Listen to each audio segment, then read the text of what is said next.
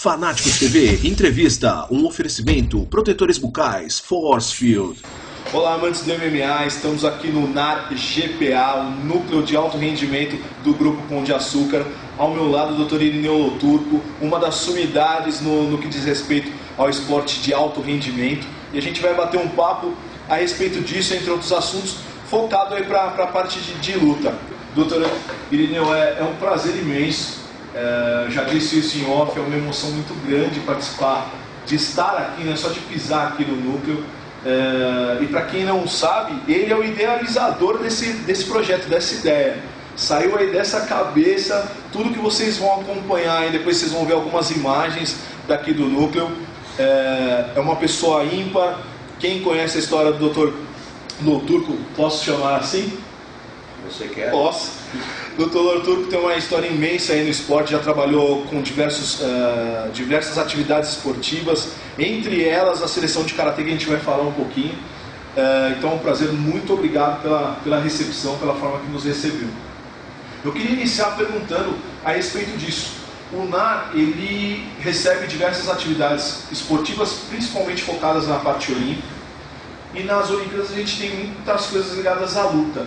O que o NAR já recebeu nesse tempo da parte de lutas? Judô, o taekwondo, boxe, o próprio karatê, que ainda não é uma atividade olímpica, mas tem a parte pan-americana, a gente vai falar um pouquinho.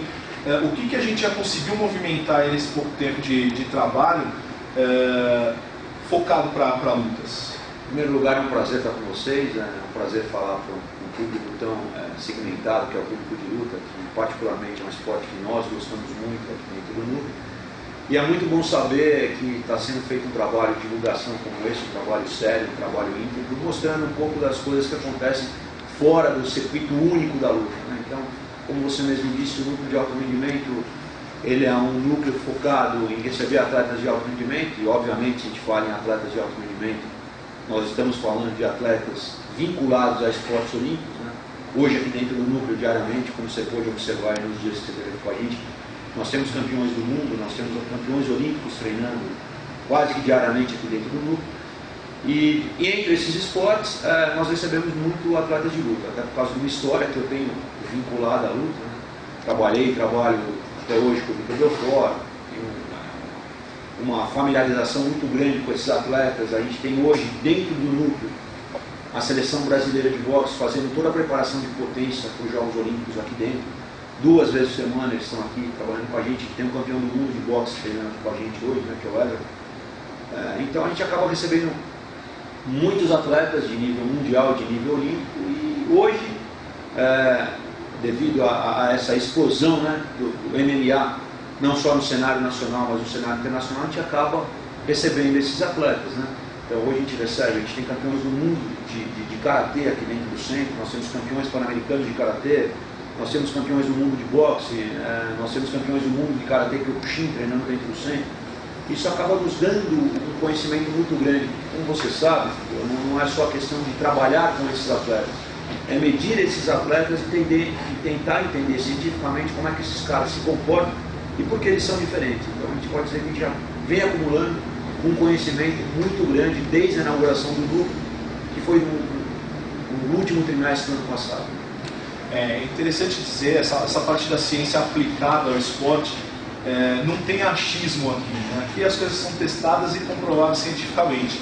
Daquilo, do período que o senhor tem trabalhado, aí, o que pode ser ressaltado do ponto de vista científico em relação à melhora do atleta? Porque a gente sabe que na questão olímpica, 1/10 de segundo é importante, a melhora de um atleta se dá em questão de segundos, de metros, enfim, e a ciência deve ajudar bastante isso. Como que a gente pode mensurar o trabalho antes do atleta até conhecer o NAR e após conhecer o NAR? O que o NAR consegue dar de embasamento científico para que esse atleta melhore?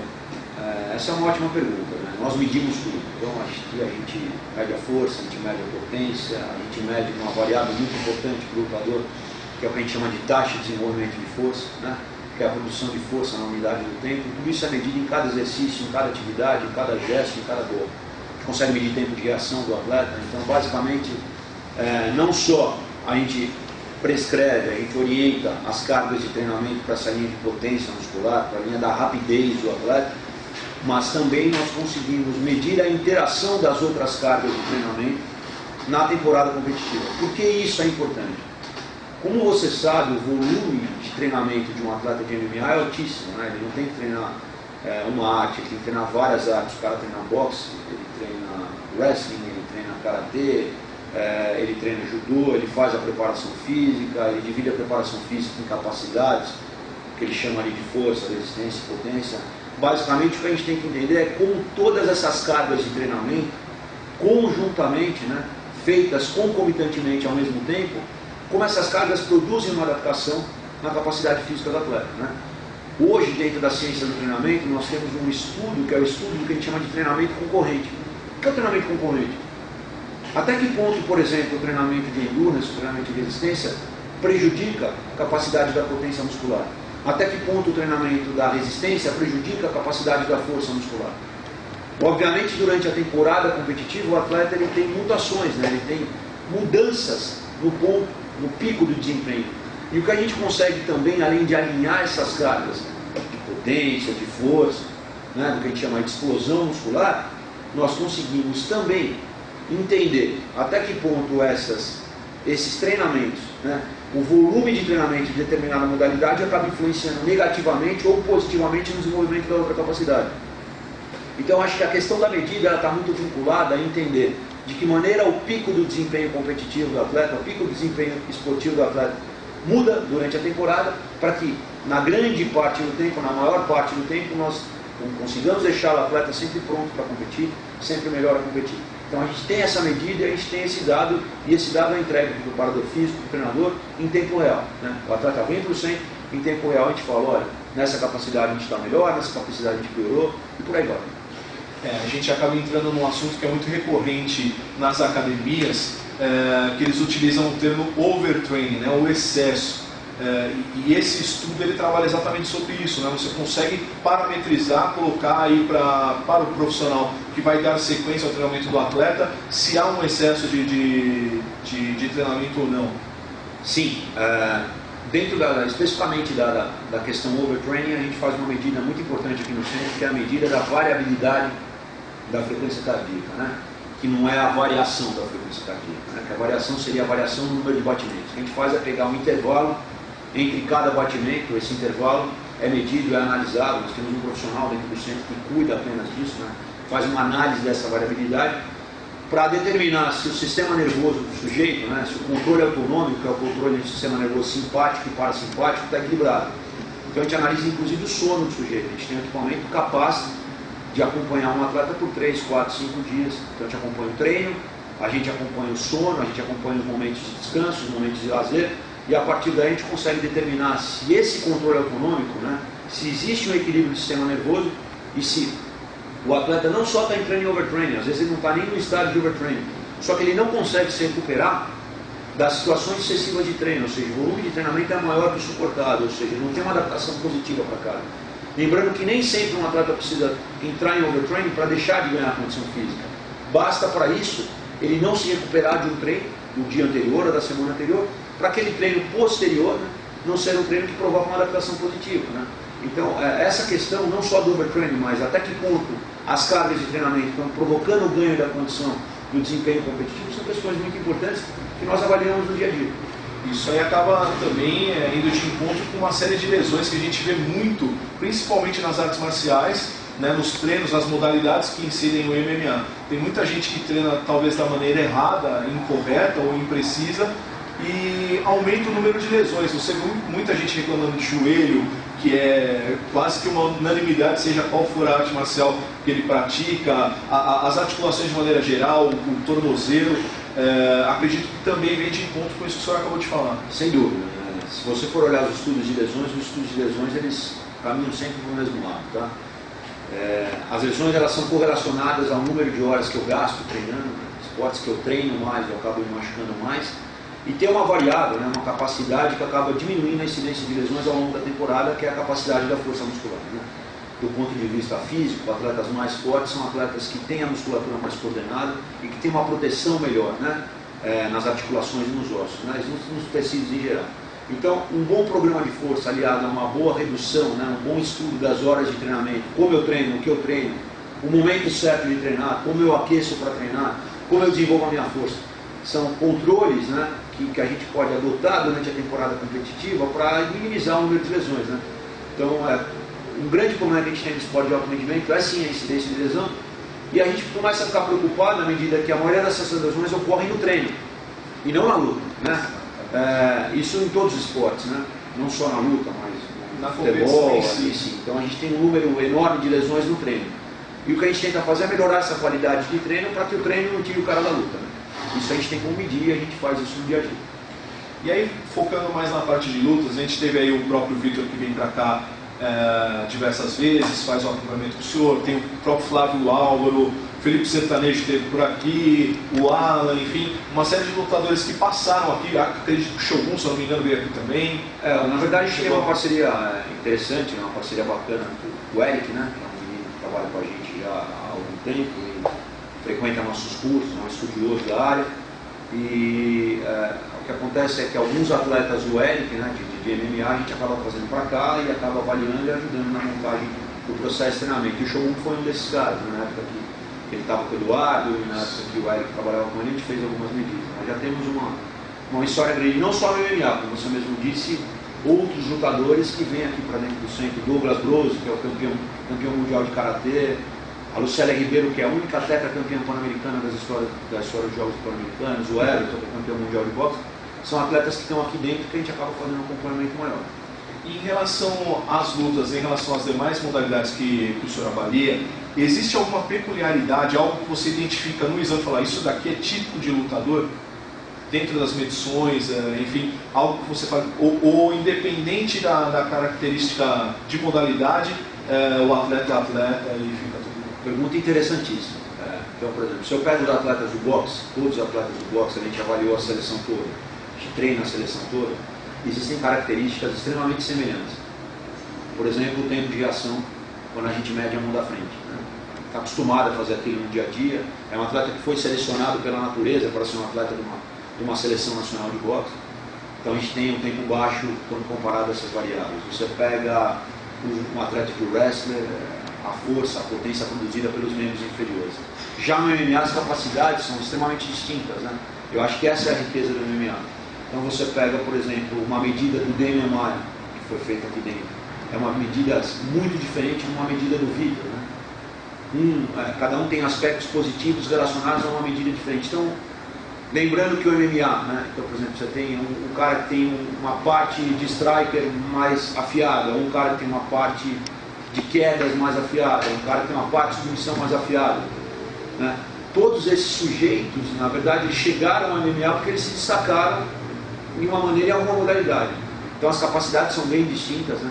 A gente consegue ver um espectro, né? Quando você abre isso numa planilha de cálculo ali, uma tabela estatística, você consegue ver que esses sujeitos são diferentes em muitas variáveis, mas eles sempre têm alguma variável muito superior à média, o que faz eles serem um atleta top na questão aí de MMA em âmbito mundial. Eu consigo fazer um comparativo, porque hoje a seleção natural traz o atleta olímpico em alto rendimento e tem um camarada lá que vai disputar jogos, enfim. Para o atleta de MMA, eu consigo ter um comparativo? É possível comparar o nível de um atleta olímpico com um atleta, especificamente falando do MMA, em relação a resultados? A gente já consegue chegar a isso? Não é possível. São valores muito diferentes. E a gente costuma falar, o que não significa que você colocar um atleta olímpico para lutar em MMA ou um atleta de MMA para competir numa modalidade olímpica, eles vão ter o mesmo resultado. Se a gente for olhar, respondendo isso simplesmente, né, você pega um corredor de 100 metros. Esse cara ele é muito rápido, mas ele não é resistente. Né? Você pega um atleta de MMA, esse cara ele não tem valores de potência tão afiados como tem um corredor, mas ele é potente e também ele é resistente. Então, assim, a luta ela exige várias capacidades físicas bem desenvolvidas. E a maioria dos esportes olímpicos são esportes puros. Você tem a maratona, que depende de resistência, você tem a corrida de velocidade, que depende de velocidade, você tem as provas de salto, que depende de potência na hora de saltar. Então, o atleta especificamente de MMA é um atleta muito completo em todos os sentidos, né? Mas, quando a gente fala de um atleta olímpico, a gente está falando de um cara que na grande maioria das vezes, ele não tem todas as capacidades afiadas por um lado, ele tem uma capacidade muito bem desenvolvida. A grosso modo, o MMA, o mix, né, das artes deixou o atleta mais completo em diversas situações, mas ele não é especialista como um corredor. Perfeito. Eu acho que essa questão é um mix, né? Um atleta que ele tem que estar com as capacidades envolvidas em diferentes variáveis. E aí entra uma questão peculiar do Brasil. O atleta, de maneira geral, nem todos os atletas têm um apoio no início de carreira, muitos vêm de situações bastante humildes. O senhor que já rodou o mundo, conhece muito, tem uma experiência muito grande no mundo. Existe, quando se faz um tipo de trabalho científico, você consegue identificar algo que denote a dificuldade do brasileiro em ter acesso a treino, a tudo que ele suporta, que ele passa para chegar em alto nível, diante de um atleta que de repente tem uma condição com 6, 7 anos, ele já tem um patrocínio, já tem um estudo, já tem tudo pago, para ele focar só no treinamento. O brasileiro é diferente em relação a isso também? Eu não digo em relação ao brasileiro, né? Mas eu digo em relação ao esporte como um todo. Um apoio desde a base faz muita diferença. Né? O apoio desde a base faz diferença. Mas tem uma coisa que é interessante. Poucos países nós temos o apoio que nós pensamos que as pessoas têm aí fora desde a base. O que a gente tem aí fora bases com um número maior de praticantes em outros esportes. Por exemplo, nós temos vários campeões mundiais de MMA, porque nós temos muitos praticantes de luta no Brasil. Então, o modelo mundial de produção de campeões é um modelo quantitativo, né? Então, se você pega as provas de velocidade olímpicas, os sprinters jamaicanos, eles não têm uma tecnologia nem um apoio muito grande na base, né? Mas eles têm muita gente com eles. Esse é o modelo de endurance keniano, é o modelo do boxe cubano, né? E é o modelo de luta brasileiro. Mas existe uma questão muito importante que você citou e que eu acho que, à medida que o esporte se torna conhecido, à medida que a concorrência aumenta, porque você tem mais dinheiro envolvido, mais patrocínio envolvido, mais praticante, as diferenças vão se salientando. E eu vejo esse movimento da luta um movimento muito positivo, porque se a gente conseguir desde a base, né, começar a trabalhar com esse processo de apoio e detecção de talento, seja no MMA ou seja em qualquer esporte, mas aqui no nosso caso, especificamente de MMA, realmente nós vamos ter um modelo insuperável, né? Que é o modelo, por exemplo, do basquetebol norte-americano, que é o modelo, por exemplo, do boxe cubano, né? Você vai ter um apoio grande, né? Ainda que não seja um apoio em termos de financeiro, né? Especificamente falando do boxe cubano, mas um apoio do governo, um apoio da ciência, do esporte. É isso que a gente tenta construir na luta. É isso que a gente... Lembrando que o grande diferenciador, né? O grande sucesso no resultado esportivo é o próprio atleta. E o que a gente não pode fazer é pegar o resultado do atleta e tirar o talento do atleta e colocar o que foi feito com o atleta à frente do talento do atleta. Esse é um dos problemas que eu vejo na luta hoje, né? Que é o que a gente tenta combater. Trocar a experiência. Eu fiz, deu certo, o cara foi campeão do mundo por experimento. Você fez, deu certo que o cara foi campeão do mundo, mas talvez o que você tenha feito do cara não seja o melhor exemplo.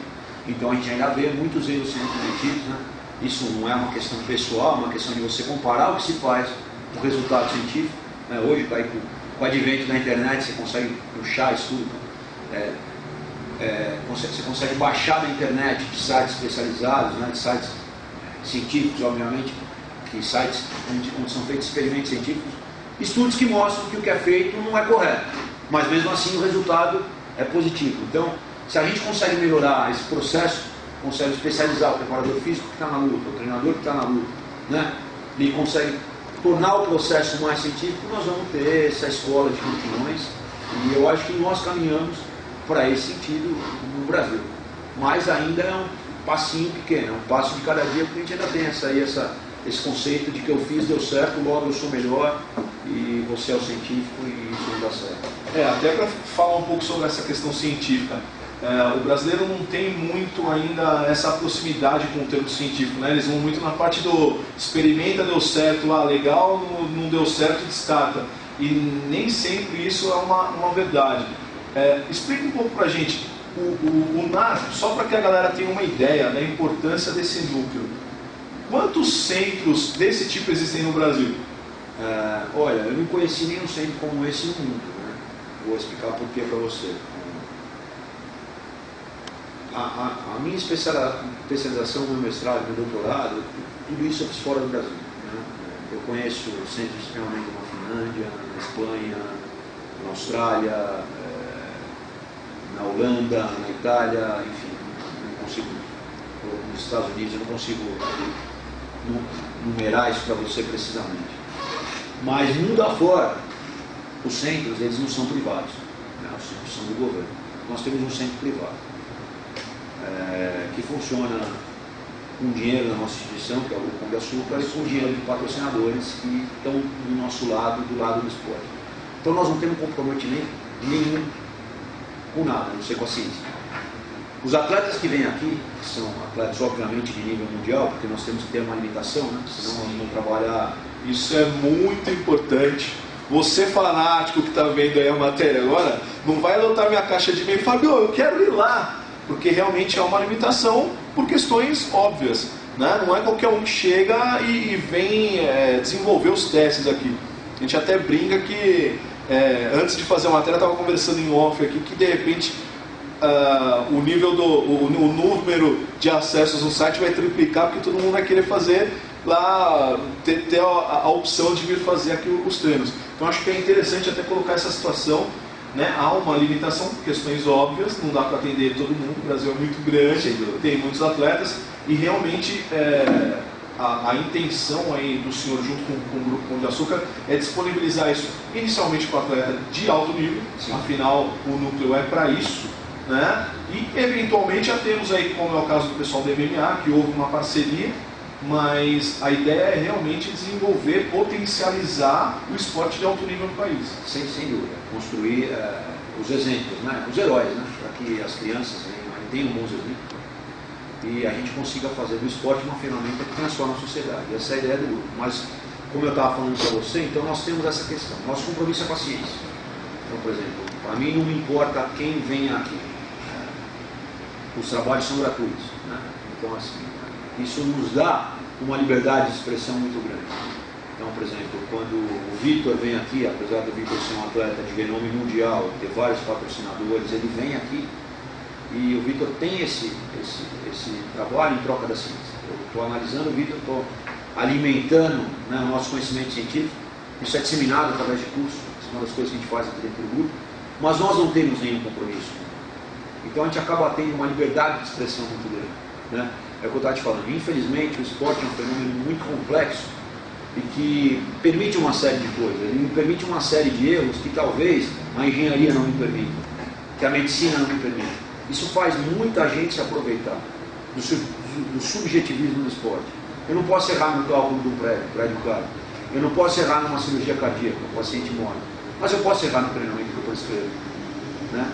Eu posso, porque o resultado esportivo é um fenômeno muito complexo, principalmente na luta, né? A gente estava discutindo disso, você estava até contando as suas experiências que você teve ao redor do mundo, vendo campeões mundiais, e é óbvio que a gente não vai estar não, fazendo coisas do ponto de vista absurdas, do ponto de vista científico, coisas que até hoje em congressos são cômicas, porque a gente no congresso fala, pô, eu vi o treinamento de tal lutador, isso acaba sendo para nós, né, um pouco entristecedor na da questão científica. Por outro lado, hoje com o NAR nós temos capacidade de mudar isso. Porque como eu não vivo, né, a gente tem esse patrocínio próprio, como nós não vivemos do dinheiro desses lutadores, desses atletas, nós podemos, entre aspas, nos dar o luxo de trabalhar de maneira científica. Isso é certo, isso não é certo. Isso nós vamos fazer, isso nós vamos fazer. Se você quer fazer isso, a gente não quer fazer. Então nós temos essa condição de produzir o treino, de produzir o teste e realmente entender se aquele processo ocasionou um ganho ou não ocasionou um ganho. Isso acaba sendo a diferença do núcleo, né? Então, como você nos falou, eu não encontrei um lugar desse no mundo onde nós somos pagos para estudar, para desenvolver trabalhos, para estudar atleta de alto rendimento, sem depender, né, em hipótese alguma, financeiramente, desse atleta, né? Então nós temos essa condição, né, devido ao Grupo Pão de Açúcar, devido aos nossos patrocinadores, de estar trabalhando em prol do desenvolvimento do esporte sem nenhum comprometimento a não ser com a ciência. E a gente acaba até abrindo espaço para o próprio Grupo Pão de Açúcar, em nome da família Diniz, aí, a gente só tem a agradecer, porque o que o doutor falou agora, no mundo não há nada parecido. Então é um orgulho para a gente. Eu, quando eu entrei aqui a primeira vez, eu me senti emocionado. Você, quem é do esporte, eu pratico arte marcial há 18 anos, você vem num espaço desse aqui, você sente realmente que é algo diferente. Eu até brinquei com os amigos, falei, parece que eu estou na NASA, é algo que você não vê atualmente, né? A gente tem uma certa rodagem, uma certa experiência e não vê. E quando vê isso, sabendo que é algo desenvolvido por um brasileiro, nos enche de orgulho e realmente é algo que a gente tem que dar o devido valor, potencializar isso, né? Mostrar para as pessoas. Inclusive, doutor, eu ia falar a respeito disso, muita gente vai ficar curiosa, como ter acesso a esse tipo de informação, esse tipo de resultado. Fisicamente, o centro, o núcleo, não dá para atender a todos. Mas o senhor desenvolve uma série de palestras, inclusive agora, dia 12, se não me engano, dia 12 de maio, o senhor tem aí um curso, não é isso? Nós temos um curso de potência. Na verdade, a gente deve estar encerrando as inscrições desse curso amanhã. Não sei quando essa matéria vai pro ar. Deve ir amanhã. Então, provavelmente, talvez amanhã e mais um dia, eu vou te dar a informação para você do site, para o cara tentar lá, ou pelo menos ele se cadastra e a gente consegue. No segundo semestre desse ano, nós vamos ter um curso de especialização, um curso de 40 horas, um curso muito focado na parte prática, que vai acontecer aqui dentro do centro. Então, nós vamos disponibilizar essa informação para você. Lembrando que a nossa função é essa mesmo, né? E, como você mesmo disse, essa história do Grupo Pão de Açúcar, ela é uma história que vem sendo desenvolvida. O Grupo Pão de Açúcar ele não investe em esporte há um ano, ele não investe em esporte por causa dos Jogos Olímpicos, ele não investe em esporte porque agora o UFC é uma paixão nacional. Ele investe em esporte há 20 anos.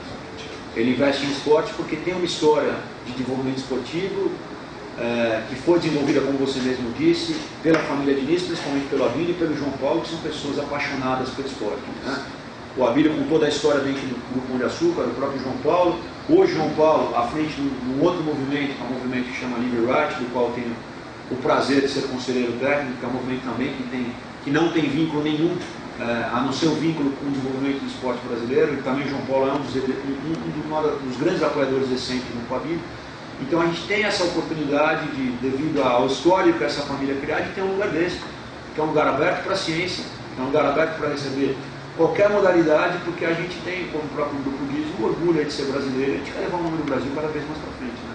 Já vou me comprometer aqui, publicamente a gente vai retornar para fazer alguns trabalhos mostrando o dia a dia do pessoal e como que é feito os treinamentos. Então a gente está combinando algumas coisas aí em off, quero oficializar isso, vai ser um prazer voltar aqui e ver os atletas, né, em atividade, mostrando para o pessoal como é feito aí o treinamento. Isso vai ser importante. Disponibiliza também para vocês algumas imagens, alguns dados, para o cara conhecer um pouco o dia a dia do nosso centro, né? É um centro que, desde o final de novembro do ano passado, recebeu mais de 320 atletas. Isso significa mais de 2.500 testes feitos. Lembrando que 320 atletas considerados tops, né? Atletas de alto rendimento mesmo. Atletas campeões do mundo em diferentes modalidades. Então, eu normalmente falo, estou emocionado de estar aqui com uma sumidade, uma pessoa simples por tudo que sabe, por tudo que representa para o país. Vocês veem a simplicidade dele em nos receber, em colocar para vocês as informações. Eu tenho certeza que vai ser um parceiro grande aí do Fanáticos. A gente vai, o que eu puder fazer para que seja divulgado esse tipo de trabalho, a gente vai fazer. Então, muito obrigado pela forma que nos recebeu. Eu tenho certeza que a gente vai trabalhar muito juntos aí. Obrigado a você, é um prazerzão falar com vocês, é um prazer enorme. Você sabe que eu também sou apaixonado pela luta, né? Então, para mim, eu também sou um fanático para MMA.